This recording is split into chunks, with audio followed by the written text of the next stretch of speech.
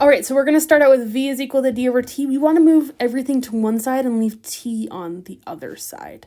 So what we're going to do here is we're going to, I guess my first step here would be to move t to the left-hand side.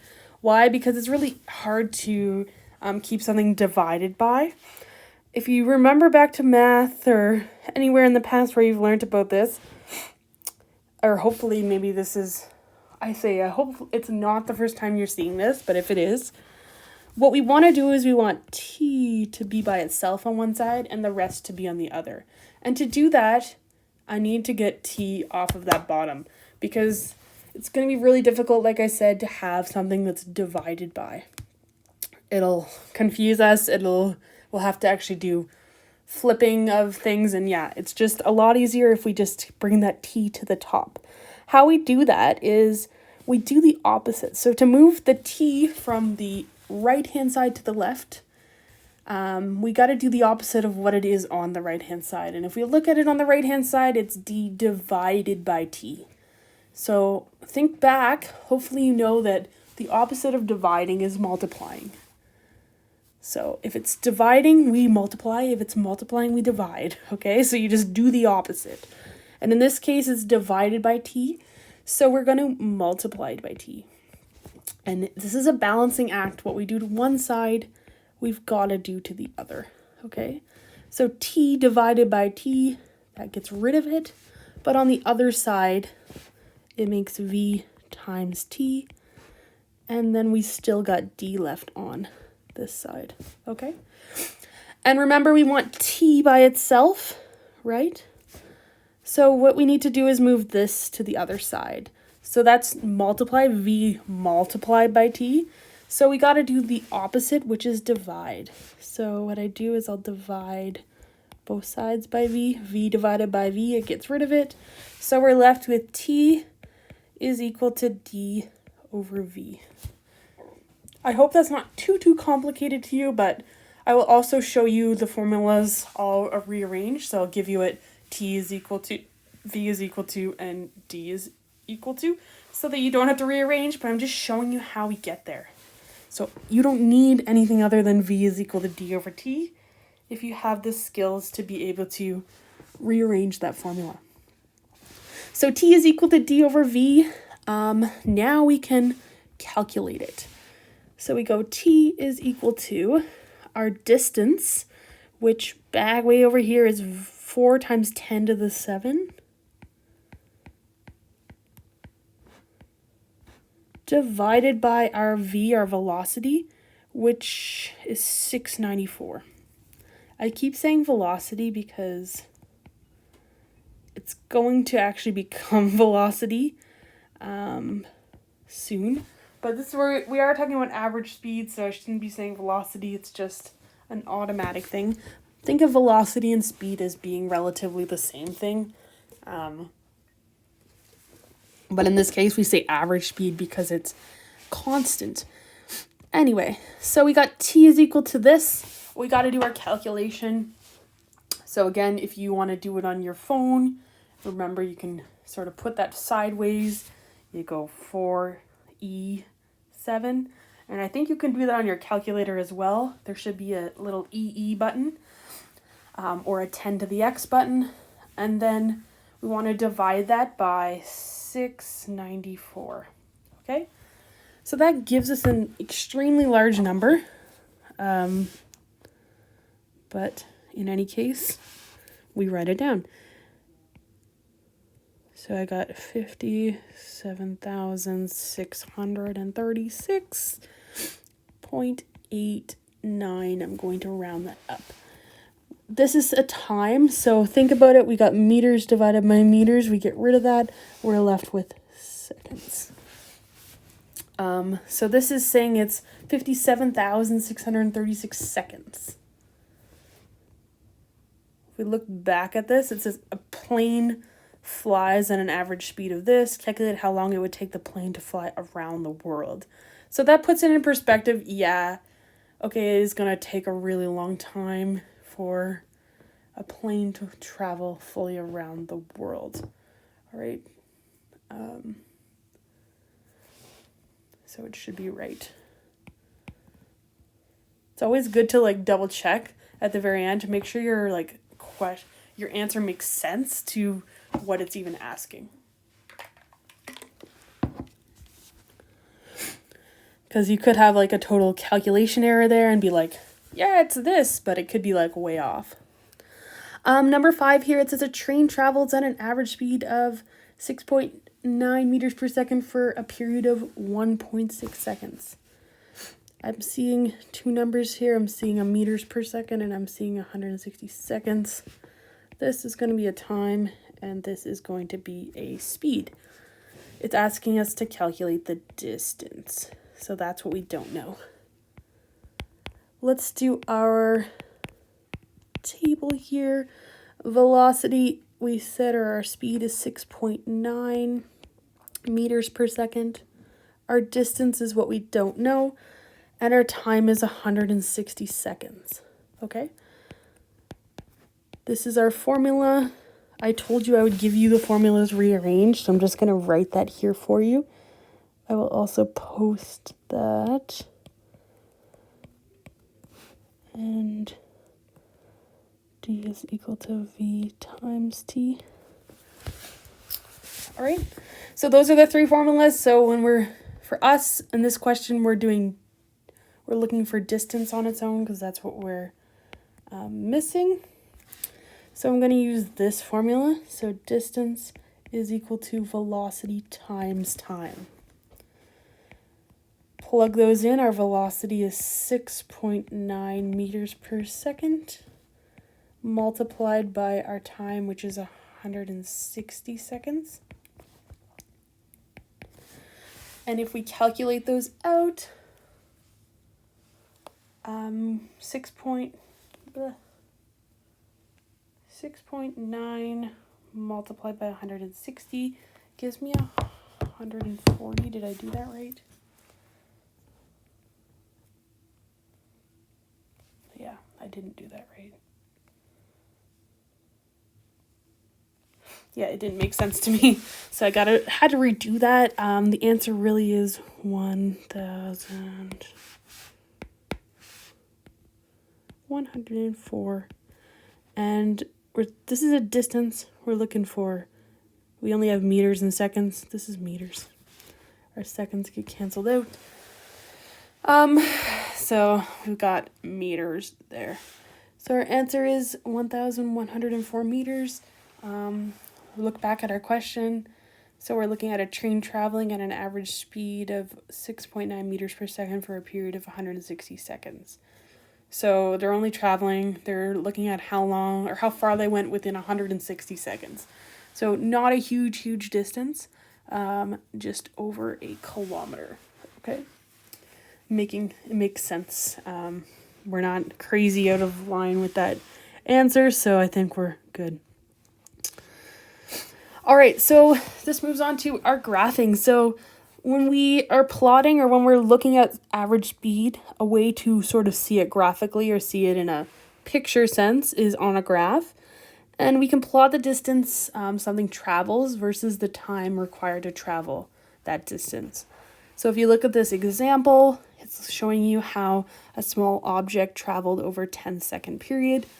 The distance we've got on the side here, that's as time goes on, they're traveling farther away from where they started. And then as time goes on, obviously they're getting farther away. So this is time. So it makes sense that they're moving farther away from where they began. The slope of the line represents the object's speed. So if you don't remember this, and you should have learned it in grade 10 math, slope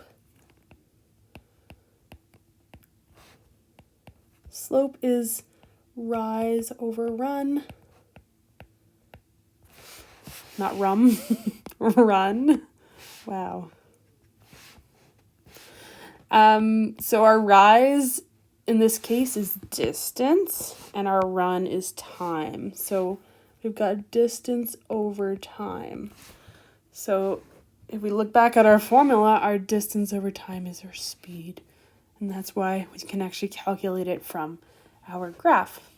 All right.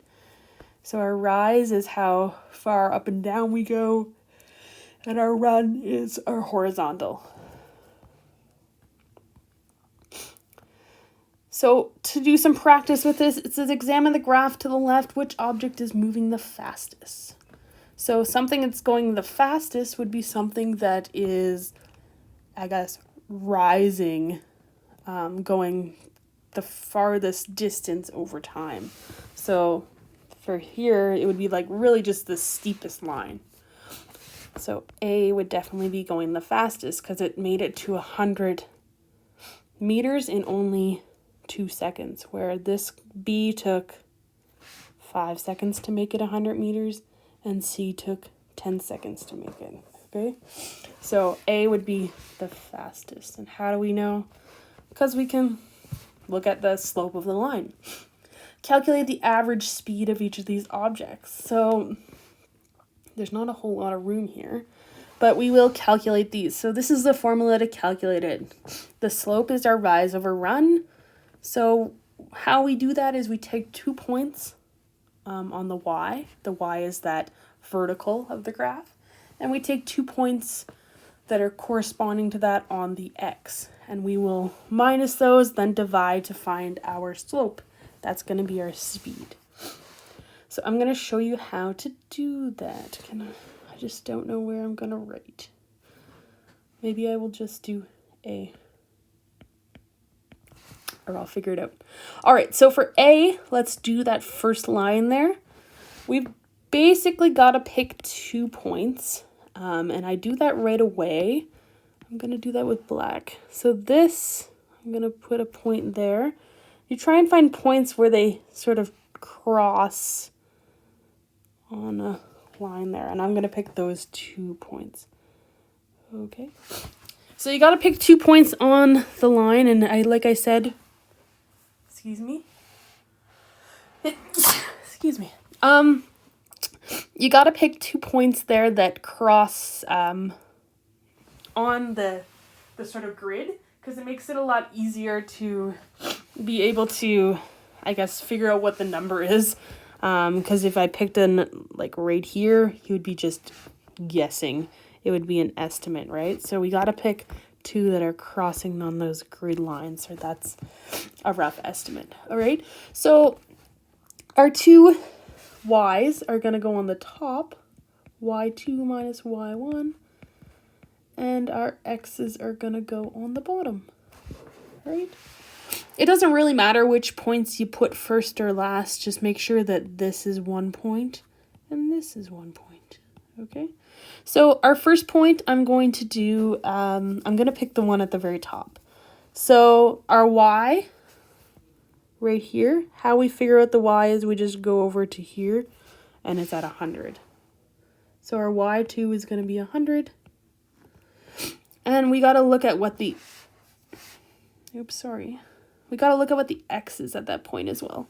So to find the x, we got to travel all the way down to figure out that it's 2.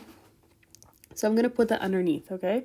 So that's the point here. If you remember in math before, you may have wrote points like this, where it would be 2, 100. That's showing you the x and the y. So we're writing the y on the top and the x on the bottom, all right? Then we're going to put a minus sign in between and we're going to find another point. So let's look at this other point that I've put a circle on. Our y is what we look at first, which is 50. And we got to go down to find our x, which is 1. Okay.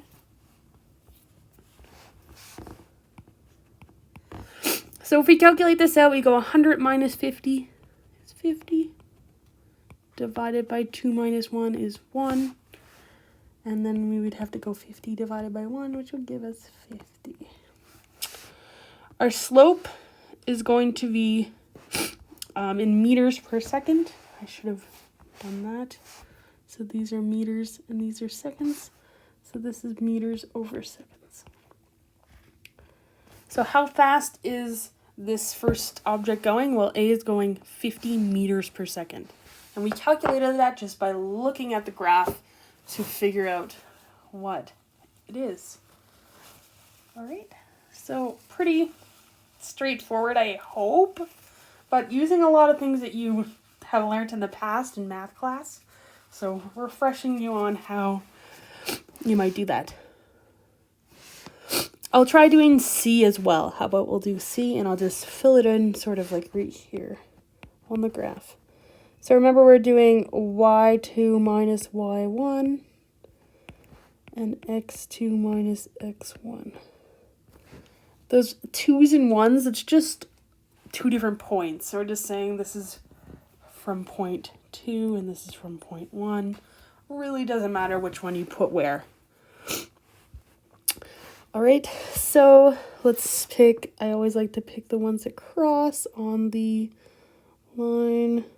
I'm going to pick this one because I feel like it crosses the best. So this top one, it is at, the y is at 100. Because if we go over to the side there, we got 100. So I'm going to go 100. And the x is at 10. If we go all the way down here, we'll find that it's at 10. And then we look at this other one here. If we look at our y, the y is at 20. And the x is at 2. So to calculate this out, if we do that, which I'm going to have to write over here, 100 minus 20 will give us 80. And 10 minus 2 will give us 8. 8 divided into 80 will give us 10. Remember meters per second because this is a speed. So that one is going 10 meters per second, where this other one, A, is going 50 meters per second. So A, a whole lot faster than C. We can see that just by looking at the lines, but if we really want to know the exact, well, this is what it is exactly. All right.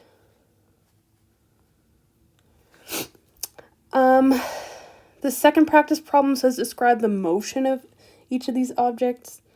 So how we describe the motion is basically we're just telling sort of where it is in perspective to where we started. So we started here and we end here.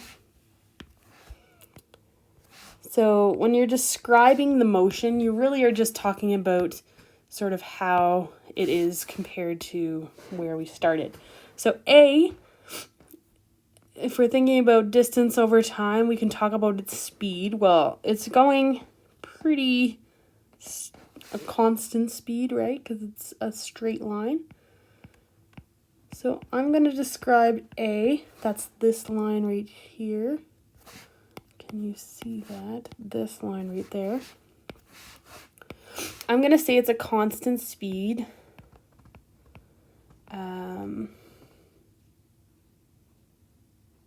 And it's speeding up.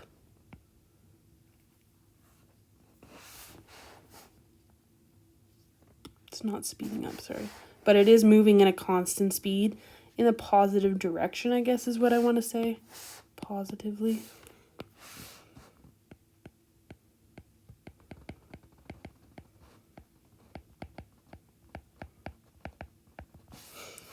All right, then we look at B. Well, B is not as quite of a steep line.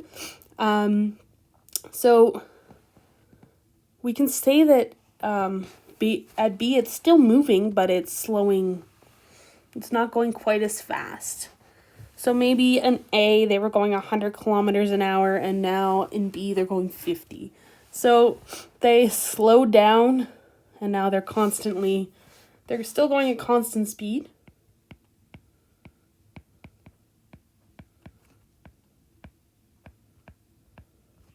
But I'm just going to write slower.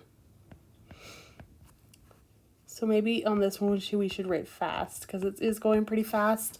It's got a pretty straight line there. And then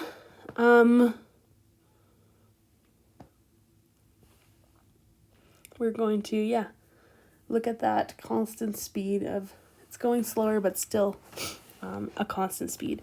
Then at C, we are going to be stopped.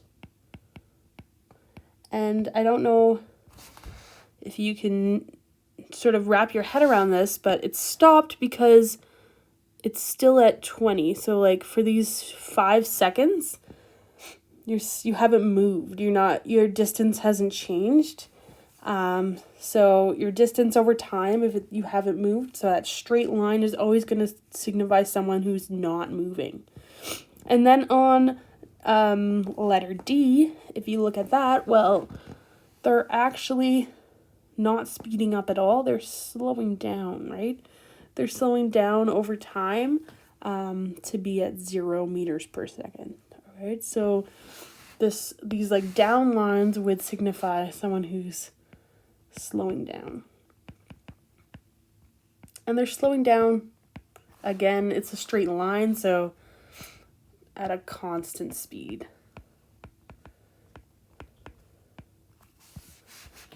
Oops, sorry.